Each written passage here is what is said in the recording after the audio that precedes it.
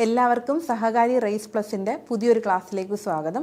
അപ്പോൾ നമ്മൾ ഇന്ന് പഠിക്കാൻ പോകുന്നത് ABO ബ്ലഡ് ഗ്രൂപ്പിംഗ് ആണ്. ഓക്കെ, അപ്പോൾ നമ്മൾ ബ്ലഡ് ഗ്രൂപ്പ്സ് കണ്ടുപിടിച്ചത് ആരാണെന്നൊക്കെ നമ്മൾ നേരത്തെ പഠിച്ചിരുന്നു അല്ലേ? കാൾ ലാൻസ്റ്റീനർ ആണെന്നൊക്കെ പഠിച്ചിരുന്നു.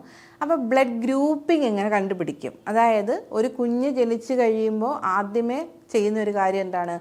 അവരുടെ വെയിറ്റ് ഒക്കെ നോക്കുന്നതിനോടൊപ്പം തന്നെ ബ്ലഡ് ഗ്രൂപ്പും കൂടി നോക്കും. ഓക്കെ, അപ്പം ആ ബ്ലഡ് ഗ്രൂപ്പ് നോക്കുന്നത് എങ്ങനെയാണ്? അത് നമ്മുടെ ഈ ബ്ലഡിലുള്ള ആൻറ്റിജൻ ആൻറ്റിബോഡിയുടെയൊക്കെ റിയാക്ഷൻ വെച്ചിട്ടാണ് അല്ലേ? അപ്പം പ്രധാനമായിട്ടും 4 ബ്ലഡ് ഗ്രൂപ്പ്സ് ഉണ്ടെന്ന് നമുക്കറിയാം. അതിനകത്ത് തന്നെ പോസിറ്റീവ് നെഗറ്റീവ് വരുന്നുണ്ടെന്ന് അറിയാം. പിന്നെ റെയറായിട്ടുള്ള ബ്ലഡ് ഗ്രൂപ്പിനെ കുറിച്ചൊക്കെ നമ്മൾ കേട്ടിട്ടുണ്ട്. അപ്പം ഈ ബ്ലഡ് ഗ്രൂപ്പിംഗ് ചെയ്യുന്നത്, അതായത് നമ്മുടെ ബ്ലഡിൻ്റെ ഏത് ഗ്രൂപ്പാണെന്ന് നമ്മൾക്ക് എങ്ങനെ കണ്ടുപിടിക്കാം, ആ ഒരു മെത്തേഡ്സിനെയും അതിൻ്റെ റിലേറ്റഡ് കാര്യങ്ങളെക്കുറിച്ചൊക്കെയാണ് നമ്മൾ ഇന്നത്തെ ക്ലാസ്സിൽ നോക്കാനായിട്ട് പോകുന്നത്. ഓക്കെ, അപ്പം സെവറൽ ബ്ലഡ് ഗ്രൂപ്പ്സ് ഉണ്ട് അല്ലേ? നമ്മുടെ ഹ്യൂമൻസിൽ ഒരുപാട് ബ്ലഡ് ഗ്രൂപ്പ്സ് ഉണ്ട്. ഇതിൽ ഏറ്റവും ഇമ്പോർട്ടൻ്റ് ആയിട്ടുള്ള ഏതാണ്? ABO ബ്ലഡ് ഗ്രൂപ്പാണ്. കാര്യം നമ്മൾ കോമൺ ആയിട്ട് അല്ലെങ്കിൽ ഇപ്പം ബ്ലഡ് ഗ്രൂപ്പ്സ്, ഏത് ബ്ലഡ് ഗ്രൂപ്പ് എന്ന് പറയുമ്പോൾ ഒന്ന് A അല്ലെങ്കിൽ B അല്ലെങ്കിൽ O അല്ലേ? അതിൻ്റെ തന്നെ നെഗറ്റീവ് പോസിറ്റീവ് വരും. ഓക്കെ, അപ്പോൾ A പോസിറ്റീവോ നെഗറ്റീവോ. അപ്പം പ്രധാനമായിട്ടും നമ്മുടെ ബോഡിയിലുള്ള എന്താണ് ബ്ലഡ് ഗ്രൂപ്പ് ഏതാണ്? ABO ബ്ലഡ് ഗ്രൂപ്പ് സിസ്റ്റമാണ് നമ്മൾ ഏറ്റവും ഇമ്പോർട്ടൻ്റ് ആയിട്ടുള്ളത്. ഓക്കെ, ഇനി കുറച്ച് നമ്മുടെ ഇമ്മ്യൂണോ ഹെമറ്റോളജിയുടെ കുറച്ച് കോമൺ ആസ്പെക്റ്റുകൾ പറയുക. അതായത് നമ്മൾ എങ്ങനെ ഈ ബ്ലഡ് ഗ്രൂപ്പിങ്ങിലേക്ക് പോകുന്നു. ഓക്കെ, നിങ്ങൾ ആലോചിക്കുക, നിങ്ങൾക്ക് ഇപ്പോൾ നിങ്ങളുടെ ബോഡി, ഓക്കെ, നിങ്ങൾക്ക് ഇതിനെക്കുറിച്ച് നിങ്ങളുടെ ബ്ലഡ് ഗ്രൂപ്പ് കണ്ടുപിടിക്കണം. നിങ്ങൾക്ക് ഇതിനെക്കുറിച്ച് യാതൊരു ഐഡിയ ഇല്ല. അപ്പോൾ നമ്മൾ ബ്ലഡ് ഗ്രൂപ്പ് കണ്ടുപിടിക്കാനായിട്ട് പോവുകയാണ്. അപ്പോൾ ആദ്യം നമ്മൾ മനസ്സിലാക്കേണ്ട കാര്യം ആൻറ്റിജൻ എന്താണെന്നാണ്. ഓക്കെ, ആൻറ്റിജൻ എന്ന് വെച്ചാൽ എന്താണ്? ഇതൊരു പ്രോട്ടീൻ സബ്സ്റ്റൻസ് ആണ്, അതായത് ഒരു പ്രോട്ടീൻ കണ്ടൻ്റ് ആണ്. ഇതെന്ന് വെച്ച് കഴിഞ്ഞാൽ ഈ ആൻറ്റിജൻ എന്താ ഒരു പരിപാടി എന്ന് വെച്ച് കഴിഞ്ഞാൽ, ഇതിനെ ഒരു ഇൻഡിവിജ്വലിൻ്റെ ബോഡിയിലേക്ക് ഈ സാധനം ഇൻട്രൊഡ്യൂസ് ചെയ്യുമ്പം ഇതിനെ ഒരു ഫോറിൻ പാർട്ടായിട്ടാണ് റെക്കഗ്നൈസ് ചെയ്യുന്നത്. എന്നിട്ട് ഈ ഫോറിൻ പാർട്ടിന് അഗെയിൻസ്റ്റ് ആയിട്ട് ആ ബോഡി എന്ത് ചെയ്യുന്നു? ഒരു ആൻറ്റിബോഡീനെ പ്രൊഡ്യൂസ് ചെയ്യുന്നു. ഓക്കെ, അതായത് ഇപ്പം നമ്മുടെ ബോഡിയിൽ തന്നെ ഇപ്പോൾ ഒരു ഇൻഫെക്ഷൻ വരുന്നു, അല്ലെങ്കിൽ ഒരു മൈക്രോ ഓർഗാനിസം വരുന്നു.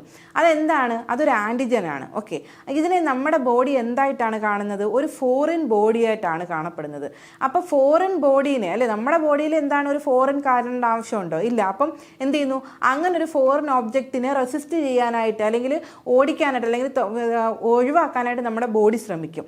അപ്പോൾ ആ ശ്രമിക്കുന്നതിൻ്റെ ഭാഗമായിട്ട് ഈ ഒരു സാധനത്തിനെ ഒഴിവാക്കാൻ, അല്ലെങ്കിൽ അതിനെതിരെ നമ്മുടെ ബോഡി പ്രൊഡ്യൂസ് ചെയ്യുന്ന സബ്സ്റ്റൻസ് ആണ് നമ്മൾ എന്തു പറയുന്നത്? ആൻറ്റിബോഡി എന്ന് പറയും. ഓക്കെ, അപ്പോൾ ഈ ആൻറ്റിബോഡിയുടെ പരിപാടി എന്താണ്? നമ്മുടെ ബോഡിയിലേക്ക് എന്താണ്? ഇപ്പോൾ ഇതാണ് ഒരു ആൻറ്റിജൻ എന്നിരിക്കട്ടെ. ഇപ്പോൾ ഈ ആൻറ്റിജൻ വന്നിട്ട് നമ്മുടെ ബോഡിയിലേക്ക് പ്രവേശിക്കുകയാണ്. അപ്പോൾ നമ്മുടെ ബോഡി എന്ത് ചെയ്യുന്നു? ഐഡൻറ്റിഫൈ ചെയ്യുന്ന എന്താണ്? ഇതൊരു ഫോറിൻ ബോഡിയായിട്ട് ഐഡൻറ്റിഫൈ ചെയ്യുന്നു. ഇതാണ് ഇവിടുത്തെ ആൻറ്റിജൻ. അപ്പോൾ ഇത് ബോഡിയിൽ കയറുമ്പോൾ ബോഡി നോക്കുമ്പോൾ എന്താ? എൻ്റേതല്ലാത്ത ഒരു സാധനം എൻ്റെ ബോഡിയിൽ കയറി, അതിന് എനിക്ക് ആവശ്യമില്ല. അപ്പോൾ അതിനെ തുരത്താനായിട്ട് ബോഡി പ്രൊഡ്യൂസ് ചെയ്യുന്ന ഒരു സാധനമാണ് എന്ത്? നമ്മുടെ ആൻറ്റിബോഡി എന്ന് പറയുന്ന സാധനം. ഓക്കെ, ഈ ആൻറ്റിബോഡി വന്നിട്ട് എന്ത് ചെയ്യുന്നു? ഈ ആൻറ്റിബോഡി വന്നിട്ട് ആൻറ്റിജനെ റിയാക്ട് ചെയ്ത്, ആൻറ്റിജനുമായിട്ട് അല്ലെങ്കിൽ ഫോറിൻ ബോഡിയായിട്ട് റിയാക്ട് ചെയ്തിട്ട് അതിനെ അവിടെ നിന്ന് ഒഴിവാക്കി വിടും. അപ്പോൾ അതിൻ്റെ ഭാഗമായിട്ട് എന്ത് ചെയ്യുന്നു? ഈ ആൻറ്റിബോഡി ആൻറ്റിജൻ കോംപ്ലക്സ് ഒക്കെ ഫോം ചെയ്യുന്നുണ്ട്. ഓക്കെ, ഈ കോംപ്ലക്സ് ഒക്കെ ഫോം ചെയ്യുന്നു. അതിനകത്ത് ഇങ്ങനെ ലോക്ക് ആൻഡ് കീ മെക്കാനിസം എന്നൊക്കെ പറഞ്ഞ് കുറച്ച് കാര്യങ്ങളൊക്കെ ഉണ്ട്, അതൊന്നും നമുക്ക് പഠിക്കേണ്ട. അപ്പം ഇതൊരു ആൻറ്റിജൻ ആൻറ്റിബോഡി കോംപ്ലക്സ് ഫോം ചെയ്തിട്ട് അതിനെ നമ്മുടെ ബോഡിയിൽ നിന്ന് ഒഴിവാക്കി പോവുകയാണ് ചെയ്യുന്നത്. അപ്പം ആൻറ്റിജൻ എന്ന് പറയുന്നത് എന്താണ്? അത് യൂഷ്വലി ഒരു പ്രോട്ടീനേഷ്യസ് സബ്സ്റ്റൻസ് ആയിരിക്കും. അതൊരു ഇൻഡിവിജ്വലിൻ്റെ ബോഡിയിലേക്ക് കയറുന്ന സമയത്ത് ബോഡി അതിനെ ഒരു ഫോറിൻ ബോഡിയായിട്ട് കൺസിഡർ ചെയ്യും. അതിനെതിരെ ബോഡി എന്ത് ചെയ്യുന്നു? കുറച്ച് സബ്സ്റ്റൻസിനെ പ്രൊഡ്യൂസ് ചെയ്യും. അതിനെയാണ് നമ്മൾ ആൻറ്റിബോഡി എന്ന് പറയുന്നത്. ഓക്കെ, ഇനി നമ്മുടെ ബ്ലഡ് ഗ്രൂപ്പിങ്ങിലേക്ക് വരുമ്പോഴത്തേക്ക് നമുക്കറിയാവുന്ന എല്ലാവർക്കും വളരെ ബേസിക്കായിട്ട് അറിയാവുന്ന ഒരു കാര്യമുണ്ട്. കമ്പാറ്റിബിൾ ആയിട്ടുള്ള അല്ലെങ്കിൽ ചേരാവുന്ന ബ്ലഡ് ഗ്രൂപ്പുകൾ തമ്മിൽ മാത്രമേ നമുക്ക് എന്ത് ചെയ്യും? ട്രാൻസ്ഫ്യൂഷൻ ചെയ്യാനായിട്ട് പറ്റൂ അല്ലേ? അല്ലാതെ ഇപ്പോൾ A പോസിറ്റീവ് ഉള്ള ഒരാളുടെ ബ്ലഡിനെ എടുത്തിട്ട് ഒരു B നെഗറ്റീവുകാരന് കൊണ്ടു കൊടുക്കാൻ പറ്റുമോ? പറ്റത്തില്ല. കാര്യം അത് കമ്പാറ്റിബിൾ ആയിട്ടുള്ള ബ്ലഡ് ഗ്രൂപ്പ് അല്ല. അതെന്തുകൊണ്ടാണെന്ന് വെച്ച് കഴിഞ്ഞാൽ നമ്മുടെ ഈ റെഡ് സെൽസിൻ്റെ സർഫസിൽ ഗ്ലൈക്കോ പ്രോട്ടീൻസും ഗ്ലൈക്കോ ലിപ്പിഡ്സും ഉണ്ട്. ഓക്കെ, അപ്പം ഇതാണ് നമ്മുടെ A ബ്ലഡ് ഗ്രൂപ്പ്. ഓക്കെ, ഈ A ബ്ലഡ് ഗ്രൂപ്പിനകത്ത് എന്ത് ചെയ്യുന്നു? ഇതിൻ്റെ സർഫസിൽ നമ്മുടെ ഗ്ലൈക്കോ പ്രോട്ടീൻസും ഇതുമൊക്കെ ഉണ്ട്. ഓക്കെ, അപ്പം ഇത് ഒരു B ബ്ലഡ് ഗ്രൂപ്പുകാരനിലേക്ക് ഈ B ബ്ലഡ് ഗ്രൂപ്പ് കൊണ്ടുപോകുമ്പം എന്ത് ചെയ്യുന്നു? അവരുടെ ബോഡിയിൽ ഈ ഒരു ആൻറ്റിജൻ ഇല്ല. അപ്പം എന്ത് ചെയ്യുന്നു? ആ B ബ്ലഡ് ഗ്രൂപ്പുകാരൻ്റെ ബോഡി എന്ത് ചെയ്യുന്നു? ഇതിനെ ഒരു ഫോറിൻ ബോഡിയായിട്ടാണ് കൺസിഡർ ചെയ്യുന്നത് അല്ലേ? അപ്പോൾ ഇതിനെതിരെ എന്ത് സംഭവിക്കും? അത് ആൻറ്റിബോഡി പ്രൊഡ്യൂസ് ചെയ്യും. ഓക്കെ, ആൻറ്റിബോഡി പ്രൊഡ്യൂസ് ചെയ്യുകയും അതിൻ്റെ ഭാഗമായിട്ട് ഈ സംഭവം എന്ത് ചെയ്യുന്നു, ഇയാളുടെ ബോഡി റിജക്റ്റ് ചെയ്യും, അല്ലെങ്കിൽ ആ ബോഡിയിൽ എന്ത് ചെയ്യുന്നു, ആ ഒരു ബ്ലഡിന് എക്സിസ്റ്റൻസ് ഇല്ല. നേരെ മറിച്ച് ഇതിപ്പം പേഴ്സൺ എയുടെ അല്ലെങ്കിൽ പേഴ്സൺ 1ൻ്റെ ബ്ലഡ് ഗ്രൂപ്പാണ് എ, ഇയാളുടെ ബ്ലഡ് ഗ്രൂപ്പും എ ആണ്. ഓക്കെ, ഇത് പേഴ്സൺ 2 ആണെന്നിരിക്കട്ടെ. അപ്പം ഇയാളുടെ ബ്ലഡ് ഗ്രൂപ്പിൽ എന്താണ്, ഇത് രണ്ടും എ ഗ്രൂപ്പാണ്. ഈ രണ്ട് ഗ്രൂപ്പിൻ്റെയും സർഫസിലുള്ള ഗ്ലൈക്കോ പ്രോട്ടീൻസും ഗ്ലൈക്കോ ലിപ്പിഡ്സും സെയിം ആണ്. അല്ലെങ്കിൽ എന്ത് ചെയ്യുന്നു, ഈ ആൻറ്റിജൻസ് എന്ന് പറയുന്ന സംഭവങ്ങൾ സെയിം ആയിരിക്കും. അപ്പം ഇത് എടുത്ത് ഇവിടെ കൊടുത്തെന്ന് പറഞ്ഞ് വല്ല പ്രശ്നമുണ്ടോ? ഇല്ല. കാര്യം എന്താണ്, അത് ബ്ലഡ് ഗ്രൂപ്പ്സ് കമ്പാറ്റബിൾ ആണ്, അതായത് ബ്ലഡ് ഗ്രൂപ്പ്സ് ചേർന്ന് പോകുന്നതായതുകൊണ്ട്. അപ്പം ഈ സംഭവങ്ങൾ, അതായത് ഈ ബ്ലഡിൻ്റെ സർഫസിലുള്ള ഗ്ലൈക്കോ പ്രോട്ടീൻസിനെയും ഗ്ലൈക്കോ ലിപ്പിഡ്സിനെയാണ് നമ്മൾ എന്ത് പറയുന്നത്, ബ്ലഡ് ഗ്രൂപ്പ് ആൻറ്റിജൻസ് എന്ന് പറയുന്നത്. ഓക്കെ, ഈ ബ്ലഡ് ഗ്രൂപ്പ് ആൻറ്റിജൻസ് കമ്പാറ്റബിൾ ആയിട്ടുള്ളവർക്ക് മാത്രമേ നമുക്ക് എന്ത് ചെയ്യാൻ പറ്റൂ, ആ ബ്ലഡിൻ്റെ ട്രാൻസ്ഫ്യൂഷനായിട്ട് നടക്കാനായിട്ട് പറ്റൂ. ഓക്കെ, ഈ ആൻറ്റിജൻസ് എവിടെ ഉണ്ടായിരിക്കും, ഒന്നേ അതിൻ്റെ സർഫസിലോ അല്ലെങ്കിൽ below or protrude from the red cell membrane, red സെല്ലിൻ്റെ മെംബ്രെയിനിൽ നിന്നോ അല്ലെങ്കിൽ ബ്ലഡിൻ്റെ സർഫസിലോ ഒക്കെ ആയിട്ടായിരിക്കും നമ്മുടെ ഈ ആൻറ്റിജൻസ് എന്ന് പറയുന്നത്, അല്ലെങ്കിൽ ഈ ഗ്ലൈക്കോ പ്രോട്ടീൻസ് അല്ലെങ്കിൽ ഗ്ലൈക്കോ ലിപ്പിഡ്സ് ഉണ്ടാവുക. ഓക്കെ, അപ്പം ഈ പർട്ടിക്കുലർ ആൻറ്റിജൻസ്, ഈ റെഡ് സെൽ സർഫസിൽ ഉള്ള ആൻറ്റിജൻസ് ഇല്ലാത്ത ഒരു ബോഡിയിലേക്ക് പോകുമ്പം എന്ത് ചെയ്യുക, ഒന്നുകൂടെ പറയുകയാണ്, അതായത് നമ്മുടെ ഗ്ലൈക്കോ പ്രോട്ടീൻസ് അല്ലെങ്കിൽ glyco lipids on the surface of the RBCs നമ്മൾ എന്ത് പറയുന്നത്, ഈ ആൻറ്റിജനായിട്ട് ഇവിടെ കൺസിഡർ ചെയ്യുന്നത്. അപ്പം ഇതില്ലാത്ത ഈ പുതിയതായിട്ടുള്ള ഒരു ബ്ലഡ് ഗ്രൂപ്പിലേക്ക് പോകുമ്പോൾ അല്ലെങ്കിൽ പുതിയതായിട്ടുള്ള ഒരു ബോഡിയിൽ പോകുമ്പോൾ ആ ബോഡി നോക്കുമ്പോൾ എനിക്ക് അറിഞ്ഞൂടാത്ത glycoproteins and glycolipids, അപ്പോൾ ആ ബോഡി എന്ത് ചെയ്യും, അതിനെ റിജക്റ്റ് ചെയ്യാനായിട്ട് ട്രൈ ചെയ്യും. അപ്പോൾ എന്ത് ചെയ്യുന്നു, ആൻറ്റിബോഡി പ്രൊഡ്യൂസ് ചെയ്യും. ആൻറ്റിബോഡിയും ആൻറ്റിജനും തമ്മിൽ റിയാക്ഷൻ ഉണ്ടാവുകയും ഇതിനെ ബോഡി റിജക്റ്റ് ചെയ്യുകയും ചെയ്യും. ഓക്കെ, അങ്ങനെയാണ് അവിടെ ഒരു ഇമ്മ്യൂൺ റിയാക്ഷൻ ഉണ്ടാവുന്നത്. അടുത്ത് നമ്മൾ നോക്കാൻ പോകുന്നത് എന്താണ്, ആൻറ്റിബോഡീസ് ആണ്. അപ്പോൾ ഈ ആൻറ്റിബോഡീസ് എന്ന് വെച്ചാൽ എന്താണ്, നമുക്കറിയാം ബ്ലഡിനകത്ത് 2 പാർട്ടുണ്ട്, ബ്ലഡിൻ്റെ സെൽ പാർട്ടും ഉണ്ട്, ആ ഒരു ഫ്ലൂയിഡ് പാർട്ടും ഉണ്ട് അല്ലേ. ഫ്ലൂയിഡ് പാർട്ടാണ് ഏത്, സീറം എന്ന് പറയുന്നത്. അപ്പോൾ ഈ സീറത്തിനകത്ത് ഇമ്മ്യൂണോഗ്ലോബുലിൻസ് ഉണ്ട്, അത് നമ്മുടെ ഇമ്മ്യൂണിറ്റിയൊക്കെ ആയിട്ട് ബന്ധപ്പെട്ട സംഭവങ്ങളാണ് ഇമ്മ്യൂണോഗ്ലോബുലിൻസ് എന്ന് പറയുന്നത്. ഓക്കെ, അപ്പോൾ ഈ ഇമ്മ്യൂണോഗ്ലോബുലിൻസ് ഏതൊക്കെയുണ്ട്, IgG, IgM, D, A and E ഉണ്ട്. ഓക്കെ, IgG ഉണ്ട്, M ഉണ്ട്, A ഉണ്ട്, D ഉണ്ട്, E ഉണ്ട്. ഓക്കെ, അപ്പം ഈ റെഡ് സെൽസിനകത്ത് തന്നെ ഇപ്പം ആൻറ്റിജൻ ഉള്ള റെഡ് സെൽസ് ക്യാരിങ് എന്തെങ്കിലും ആൻറ്റിജനെയാണ് നമ്മൾ സർക്കുലേഷനിലേക്ക് ഇൻട്രൊഡ്യൂസ് ചെയ്യുന്നെങ്കിൽ എന്ത് ചെയ്യും, ഇത് നമ്മുടെ ആൻറ്റിബോഡീസ് ഫോം ചെയ്യും, ഇതിനെ എന്ത് ചെയ്യുന്നു, നമ്മുടെ ആ RBCs അല്ലെങ്കിൽ ആ റെഡ് സെൽസിൻ്റെ ഡിസ്ട്രക്ഷന് കാരണമാവുകയും ചെയ്യും. ഇതെന്ന് വെച്ചാൽ ഒരു ഇമ്മ്യൂൺ അല്ലെങ്കിൽ അക്വയർഡ് ആൻറ്റിബോഡീസ് ആണ്. ഓക്കെ, അതായത് ഇമ്മ്യൂൺ അല്ലെങ്കിൽ നമുക്ക് ഈ പറഞ്ഞ ഒരു ആൻറ്റിജൻ വന്നതുകൊണ്ട് അല്ലെങ്കിൽ അങ്ങനെ വന്നിട്ട് റിയാക്ഷനായിട്ട് ഉണ്ടായ ഒരു ആൻറ്റിബോഡീസാണ്. അതായത് ഇവിടെ പുറത്തുനിന്നൊരു ആൻറ്റിജൻ വന്നു, അതുകൊണ്ടാണ് നമ്മുടെ ബോഡീസ് ആ ആൻറ്റിബോഡീസിനെ പ്രൊഡ്യൂസ് ചെയ്തത്. ഇത് IgG നേച്ചർ ആയിരിക്കും. ഓക്കെ, IgGs ആയിരിക്കും അവിടെ കൂടുതൽ ഇൻവോൾവ് ആയിട്ടുള്ളത്. ഏറ്റവും കൂടുതൽ അതിൻ്റെ റിയാക്ഷൻ വരുന്നത് 37 ഡിഗ്രി സെൽഷ്യസിലായിരിക്കും. ഇത് നമ്മുടെ പുറത്തുനിന്നൊരു ആൻറ്റിജൻ വന്നിട്ടുള്ള കേസാണ് പറയുന്നത്. അതായത് പുറത്തുനിന്നൊരു ആൻറ്റിജൻ വരുന്ന കേസിൽ ബോഡി ആൻറ്റിബോഡീസിനെ പ്രൊഡ്യൂസ് ചെയ്യുന്നു. ഇത് ഇങ്ങനെ ഉണ്ടാക്കി വിടുന്ന ആൻറ്റിബോഡീസ് എന്തായിരിക്കും, ഇമ്മ്യൂൺ അല്ലെങ്കിൽ അക്വയർഡ് ആൻറ്റിബോഡീസ് ആയിരിക്കും. ഇനി ചില കേസിൽ നമ്മുടെ ബോഡീസ് ഈ പറഞ്ഞ ബോഡിയിൽ ആൻറ്റിജൻ ഒന്നും ഇല്ലാണ്ട് തന്നെ എന്ത് ചെയ്യുന്നത്, നാച്ചുറലി ഒക്കറിങ് കുറച്ച് ആൻറ്റിബോഡീസ് കാണും. ഓക്കെ, ഇതിനെയാണ് നമ്മൾ ABO ആൻറ്റിബോഡീസ് എന്ന് പറയുന്നത്. ഇതാണ് നമ്മുടെ ബ്ലഡ് ഗ്രൂപ്പിങ്ങിൽ വരുന്ന ആൻറ്റിബോഡീസ്. ഓക്കെ, ഇതെന്താണ്, കൂടുതലും IgM നേച്ചർ ആയിരിക്കും, അതും റൂം ടെമ്പറേച്ചറിലായിരിക്കും റിയാക്ഷൻ ഉണ്ടാവുക. ഓക്കെ, അപ്പോൾ ആൻറ്റിബോഡീസ് തന്നെ ആൻറ്റിജൻ പുറമേ നിന്ന് വരുന്നതിൻ്റെ ഭാഗമായിട്ട് ബോഡി പ്രൊഡ്യൂസ് ചെയ്യുന്ന ആൻറ്റിബോഡീസ് ഉണ്ട്. ഇതെന്തായിരിക്കും, ഇതെന്ന് വെച്ചാൽ IgG നേച്ചർ ആയിരിക്കും. ഇത് നമുക്കൊരു ഇമ്മ്യൂൺ അല്ലെങ്കിൽ അക്വയർഡ് ആൻറ്റിബോഡിയാണ് അല്ലേ. പുറത്തുനിന്നൊരു സംഭവം വന്നിട്ട് പുറത്തുനിന്നൊരു സാധനം വന്നിട്ട് നമ്മൾ അറ്റാക്ക് ചെയ്യുമ്പം നമ്മൾ ആർജിച്ചെടുക്കുകയാണ് അതിനെ ഫൈറ്റ് ചെയ്യാനായിട്ട്, അങ്ങനെ ഉണ്ടാവുന്ന ആൻറ്റിബോഡിയാണ്. പക്ഷേ ഇതല്ലാതെ പുറത്തുനിന്ന് ആൻറ്റിജൻ ഒന്നും ഇല്ലാണ്ട് നമ്മുടെ ബോഡിയിൽ വെറുതെ ഇരിക്കുന്ന കുറച്ച് ആൻറ്റിബോഡീസ് ഉണ്ട്. അതാണ് നമ്മുടെ ഈ ABO ആൻറ്റിബോഡീസ് എന്ന് പറയുന്നത്. ഇത് IgM നേച്ചർ ആയിരിക്കും. അത് എന്താണ്, റൂം ടെമ്പറേച്ചറിലായിരിക്കും അതൊരു നല്ല ഇത് കാണിക്കുന്നത്. ഓക്കെ, ഇനി അടുത്ത് നമ്മൾ പഠിക്കാൻ പോകുന്നത് ആൻറ്റിജൻ ആൻറ്റിബോഡി റിയാക്ഷൻസ് ആണ്. ഓക്കെ, ഈ ആൻറ്റിജൻ ആൻറ്റിബോഡി റിയാക്ഷൻ വെച്ചിട്ടാണ് നമ്മൾ ഈ ബ്ലഡ് ഗ്രൂപ്പിംഗ് ഒക്കെ ചെയ്യുന്നത്. ഓക്കെ, അതുകൊണ്ട് തന്നെ നമ്മുടെ ബ്ലഡ് ബാങ്കിലൊക്കെ ഈ ഒരു റിയാക്ഷൻ്റെ ബേസിലാണ് നമ്മുടെ ബ്ലഡിൻ്റെ സെലക്ഷനും റിജക്ഷനും അങ്ങനത്തെ കാര്യങ്ങളും ഒക്കെ നമ്മൾ നടക്കുന്നത്. അപ്പോൾ ഇവിടെ ഫസ്റ്റ് പറയുന്നത് സെൻസിറ്റൈസേഷൻ എന്താണെന്നാണ് പറയുന്നത്. ഓക്കെ, സെൻസിറ്റൈസേഷൻ എന്താണ്, അതായത് ഇപ്പം ഒരു ആൻറ്റിജൻ വന്നു. ഓക്കെ, അപ്പോൾ ഇതൊരു ഫോറിൻ ബോഡിയാണ്. ഇതിനെ ഐഡൻറ്റിഫൈ ചെയ്തോട്ട് അല്ലെങ്കിൽ ഇതിനെ നശിപ്പിക്കുന്ന രീതിയിൽ നമ്മൾ എന്ത് ചെയ്യുന്നു, ഒരു ആൻറ്റിബോഡിയുടെ പ്രൊഡക്ഷൻ അവിടെ നടക്കുന്നുണ്ട്. ഇപ്പോൾ ഇതാണ് ആൻറ്റിബോഡി എന്ന് വെക്കുക, സപ്പോസ് എക്സാമ്പിൾ ഇതാണ്, ഇങ്ങനെയാണ് ആൻറ്റിബോഡി എന്ന് വിചാരിക്കുക. ഓക്കെ, അപ്പം ഇപ്പോൾ ഇവിടെ കുറേ ആൻറ്റിജൻസ് ഉണ്ടെന്നിരിക്കട്ടെ, കുറേ ആൻറ്റിജൻസ് ഉണ്ട്. ഓക്കെ, ഇതെല്ലാം ആൻറ്റിബോഡീസ് ആണെന്നിരിക്കട്ടെ. ഓക്കെ, ഇത് ആൻറ്റിബോഡീസ് ആണ്, ഇത് വേറൊരു ടൈപ്പ് ഓഫ് ആൻറ്റിബോഡിയാണ്. ഓക്കെ, ഇങ്ങനെയൊക്കെ വിചാരിക്കുക. അപ്പം ഇവിടെ നമുക്ക് വേണ്ട ഈ പർട്ടിക്കുലർ അല്ലെങ്കിൽ എനിക്ക് ഇങ്ങനത്തെ ആൻറ്റിജൻ ഉണ്ടെന്നിരിക്കട്ടെ, ഇങ്ങനത്തെ ആൻറ്റിജൻ ഉണ്ട്. അപ്പം നമുക്ക് വേണ്ടുന്ന ഏത് ആൻറ്റിജനെയാണ്, ഓരോ ആൻറ്റിജനും പർട്ടിക്കുലർ ആയിട്ടുള്ള ആൻറ്റിബോഡി വേണം അല്ലേ. അപ്പം നേരെ മറിച്ച് ഈ ആൻറ്റിജന് എതിരെയാണ്ട് ഈ ആൻറ്റിബോഡിക്ക് റിയാക്ട് ചെയ്യാൻ പറ്റുമോ? പറ്റത്തില്ല. അപ്പോൾ അതിന് എന്ത് വേണം? ഇത് വേണ്ടി വരണം. അപ്പം ഏതാണ് ആൻറ്റിജൻ എന്നുള്ളതിനെ നമ്മൾ സെൻസിറ്റൈസ് ചെയ്യുക, അതാണ് അതിനെ കമ്പൈൻ ചെയ്യുക, അതാണ് ആ ഒരു സെൻസിറ്റൈസേഷൻ എന്ന് പറയുക. അപ്പോൾ sensitisation is the combination of antigen and antibody. അതായത് ഈ പറയുന്നതിൽ ഏത് ആൻറ്റിജനുമായിട്ടാണ് ഏത് ആൻറ്റിബോഡി കമ്പൈൻ ചെയ്യുക എന്നുള്ളത്, അതിനെയാണ് നമ്മൾ ആ ഒരു സെൻസിറ്റൈസേഷൻ എന്ന് പറയുന്നത്. ഓക്കെ, ഇനി അടുത്തത് വന്നിട്ട് എന്താ നമ്മൾ പറയുന്നത്? അഗ്ലൂട്ടിനേഷൻ. അഗ്ലൂട്ടിനേഷൻ എന്ന് വെച്ച് കഴിഞ്ഞാൽ ഈ ക്ലംബിങ് ഓഫ് റെഡ് സെൽസ് ആണ്. അതായത് നമ്മൾ നേരത്തെ പറഞ്ഞ കണക്ക് ഇങ്ങനെ റെഡ് സെൽസ് എല്ലാം കൂടെ ചേർന്നിട്ട് ക്ലംബ് ചെയ്യുന്നു, കൂട്ടം കൂടുന്നു. നമ്മുടെ യൂഷ്വലി നമ്മളൊരു സ്മിയർ എടുത്തു കഴിഞ്ഞാൽ എങ്ങനെയാണ്, നമ്മുടെ ബ്ലഡ് ഇങ്ങനെ ക്ലിയർ ആയിട്ട് ഇങ്ങനെ ഫ്ലൂയിഡ് ആയിട്ട് ഇങ്ങനെ കിടക്കും. ഓക്കെ, നേരെ മറിച്ച് അഗ്ലൂട്ടിനേറ്റഡ് സെല്ലാണെങ്കിൽ എന്ത് ചെയ്യാൻ പറ്റും? ഇതിപ്പോൾ അഗ്ലൂട്ടിനേഷൻ നടന്നതാണെങ്കിൽ ഇതിനകത്ത് ഇങ്ങനെ ഗ്രൂപ്പായിട്ട് റെഡ് സെൽസ് കൂടി ഒരു ഫ്ലൂയിഡിനകത്ത് ഇങ്ങനെ കിടക്കും. അപ്പോൾ അത് അഗ്ലൂട്ടിനേഷൻ എന്ന് പറയുന്നത്. അപ്പോൾ agglutination is the clumping of red cells ആണ്. ഇറ്റ് ഒക്കേഴ്സ് എപ്പോഴാണ് ഒക്കെ ചെയ്യുന്നത്? ഒരു സെൻസിറ്റൈസ്ഡ് ചെയ്ത ഒരു സെല്ലിനെ എന്ത് ചെയ്യുന്നു, ഒരു നമ്മുടെ ഈ ആൻറ്റിബോഡിയായിട്ട് കോണ്ടാക്ട് വരുന്ന സമയത്ത് എന്ത് ചെയ്യുന്നു, ഇത് തമ്മിലൊരു ബ്രിഡ്ജ് ഫോം ചെയ്യുന്നു. ഓക്കെ, ഈ ബ്രിഡ്ജ് ഫോം ചെയ്തിട്ട് നീഞ്ഞു വാ എന്ന് പറഞ്ഞിട്ട് അവരുമായിട്ടൊരു ബ്രിഡ്ജ് ഫോം ചെയ്തിട്ട് അവിടെ ഇത് അഗ്രിഗേറ്റ് ഫോം ചെയ്യുകയാണ്. കാര്യം ഇതെന്ന് വെച്ച് കഴിഞ്ഞാൽ പുറമേ നിന്ന് വന്നൊരു ആൻറ്റിജനാണ്. അപ്പോൾ ആ ആൻറ്റിജനെയാണ് നമുക്ക് വേണ്ടത്. അപ്പോൾ ആ ആൻറ്റിജനെ കണ്ടുപിടിച്ച് ആ ഒരു കോമ്പിനേഷൻ ഫോം ചെയ്യുന്നതാണ് സെൻസിറ്റൈസേഷൻ.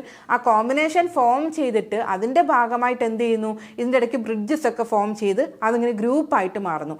അതാണ് അഗ്ലൂട്ടിനേഷൻ അല്ലെങ്കിൽ ക്ലംബിങ് എന്ന് പറയുന്നത്. ഓക്കെ, ഇതാണ് നമ്മുടെ ബ്ലഡ് ബാങ്കിങ്ങിൽ നമ്മൾ ബ്ലഡിൻ്റെ ആ ഗ്രൂപ്പിംഗ് നടത്താനായിട്ട് അല്ലെങ്കിൽ ഏത് ബ്ലഡ് ആണെന്ന് നമ്മൾ തിരിച്ചറിയാനായിട്ട് നമ്മൾ യൂസ് ചെയ്യുന്നൊരു പ്രൊസീജിയറിൻ്റെ ഒരു ബേസ് സംഭവം ഇതാണ്. അതായത് ഇപ്പം ഞാനൊരു എക്സാമ്പിൾ പറയാമെങ്കിൽ നമുക്കിപ്പം എ ഗ്രൂപ്പ് ഉണ്ട്, ബി നമ്മുടെ RH വരുന്നു.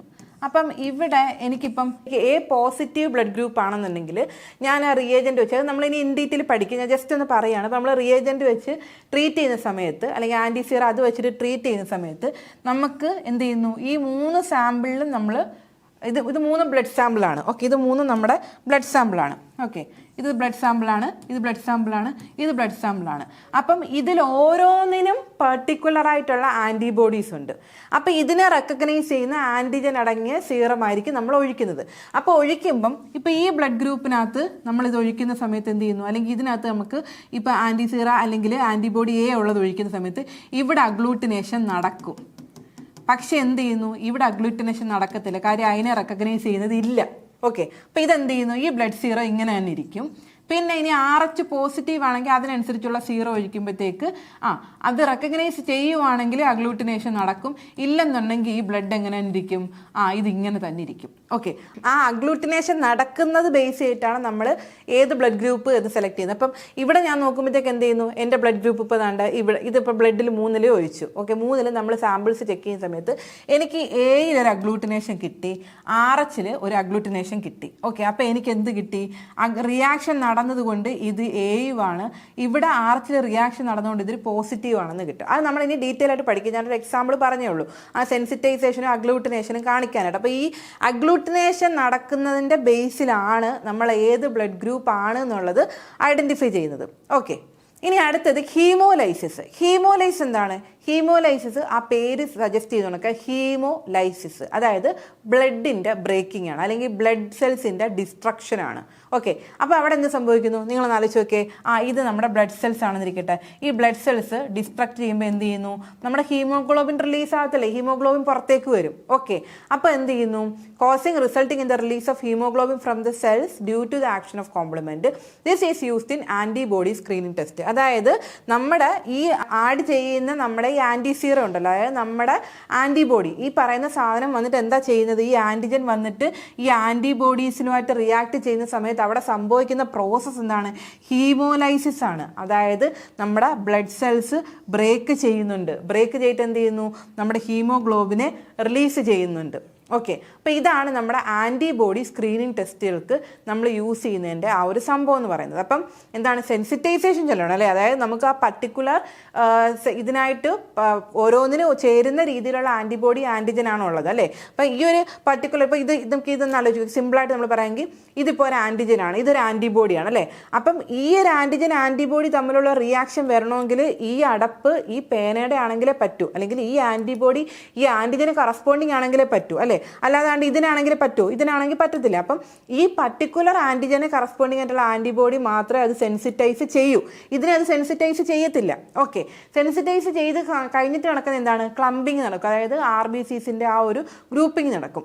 പിന്നെന്താ ചെയ്യുന്നത്, RBCസിൻ്റെ ബ്രേക്കേജ് നടന്നിട്ട് ഹീമോഗ്ലോബിൻ റിലീസ് ചെയ്യും. അതിനെയാണ് നമ്മൾ എന്ത് ചെയ്യുന്നു, ഹീമോലൈസിസ് എന്ന് പറയുന്നത്. ക്ലംബിങ്ങിനെ നമ്മൾ എന്ത് പറയുന്നു, അഗ്ലൂട്ടിനേഷൻ എന്ന് പറയുന്നു. ഇനി അടുത്തത് ന്യൂട്രലൈസേഷൻ ആണ്. ഓക്കെ, ന്യൂട്രലൈസേഷൻ എന്താണ്, blood group antigens when added to serum containing antibody can neutralise it. അതായത് ഇപ്പം നമ്മുടെ ബ്ലഡ് ഗ്രൂപ്പ് ആൻറ്റിജൻസ് അതിന് കറസ്പോണ്ടിങ് ആയിട്ടുള്ള സീറോ ഉള്ള, അല്ലെങ്കിൽ ആ ഒരു കറസ്പോണ്ടിങ് സീറോ ഉള്ള ആൻറ്റിബോഡി ഉള്ളതിനകത്തോട്ടാണ് നമ്മൾ ആഡ് ചെയ്യുന്നതെങ്കിൽ ന്യൂട്രലൈസ് ആയിപ്പോവും. Okay, this is used in determining the secretor status.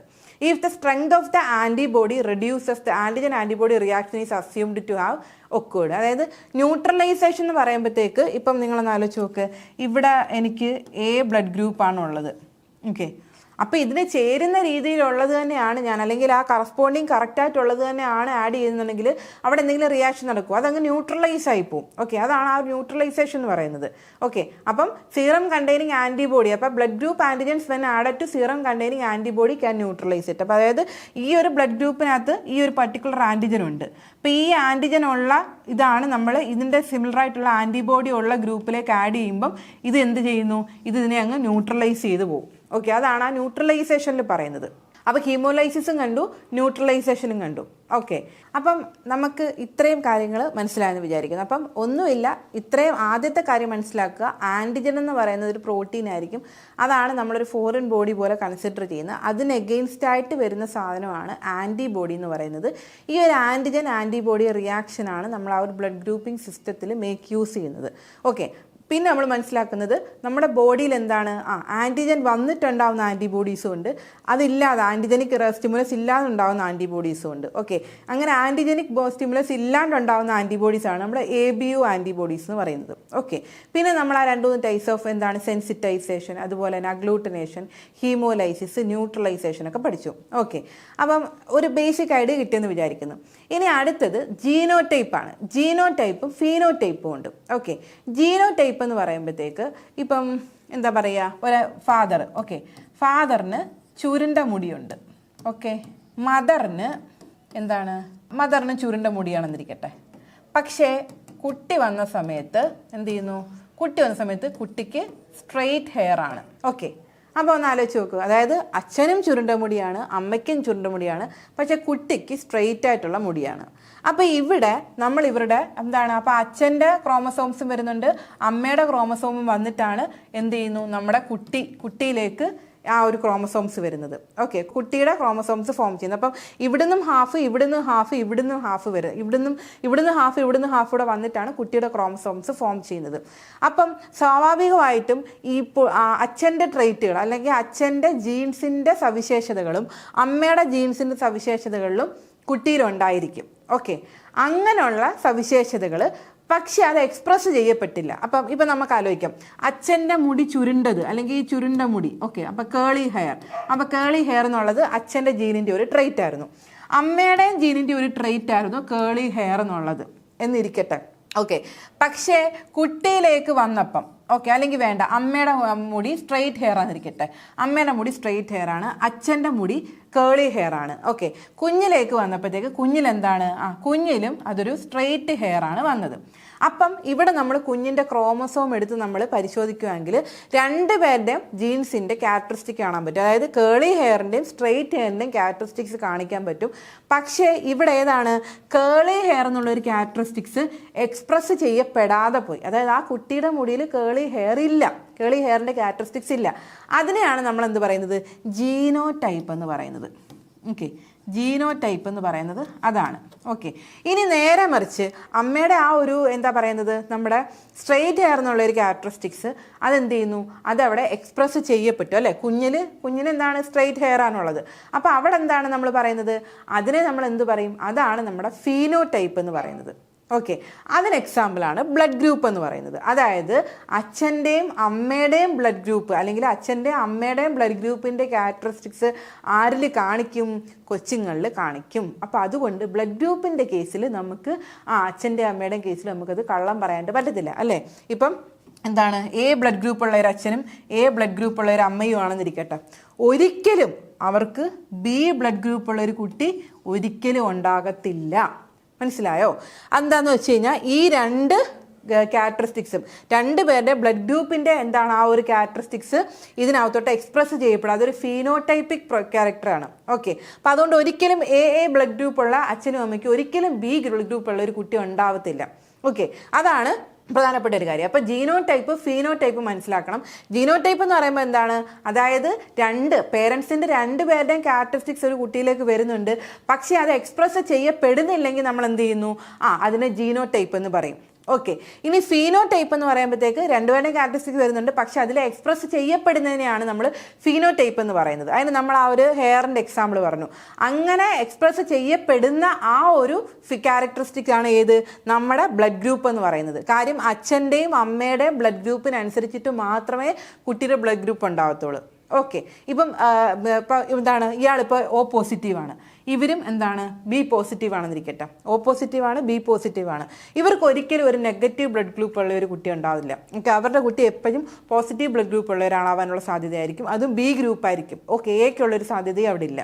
അപ്പോൾ അതാണ് നമ്മുടെ ഈ ബ്ലഡ് ഗ്രൂപ്പിൻ്റെ ഒരു കാര്യം. അപ്പോൾ അതൊരു ഫീനോടൈപ്പിക് എക്സ്പ്രഷനാണ്. ഓക്കെ, അപ്പം ഒരിക്കലും നമുക്ക് ബ്ലഡ് ഗ്രൂപ്പിൻ്റെ കേസിൽ കാര്യം രണ്ടുപേരുടെയും ക്യാരക്ടറിസ്റ്റിക്സ് കോമൺ ആയിട്ട് വരുന്നതായിരിക്കും. Okay, thank you.